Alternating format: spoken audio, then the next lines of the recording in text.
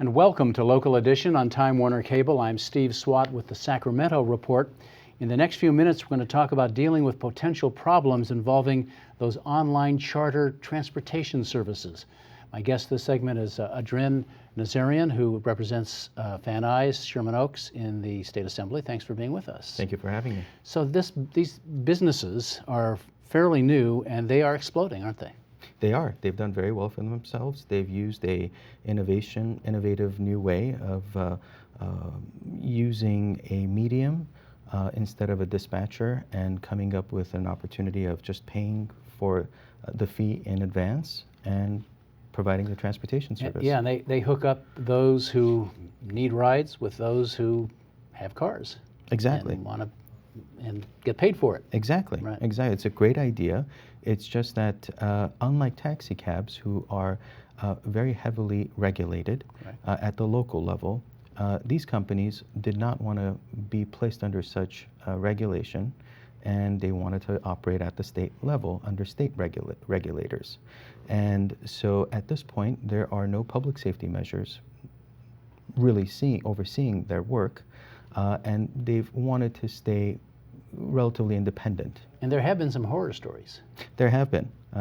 Everything from a female club attendee waking up in a motel room in the morning next to the driver of the vehicle that had offered the service, to the most unfortunate incident of a young girl, age 6, passing away because of a driver trying to catch their fare at another part of town. So you have some legislation that would start to regulate them a bit, and what does your regulation say? Well, it sets a baseline for public safety purposes. It sets a baseline for and creates a parity with other transportation providers, including limousines, with just about 4 provisions in public safety, making sure that every driver is tested for drugs, and then randomly done throughout the year as well, making sure that they are part of the DMV pool program, so that if there's a very misconduct in their driving, or a ticket or DUI, that their employer is notified right away. And so there are certain measures, and of course a background check done by the DOJ, Department of Justice, which is the most comprehensive. And all of these are put into place to make sure that everyone that is in this position of public trust is providing the service. Some of these service providers say they do background checks, but not Department of Justice checks. Exactly, and that's where the catch is, because a lot of the private providers will do everything but won't have a fingerprint check.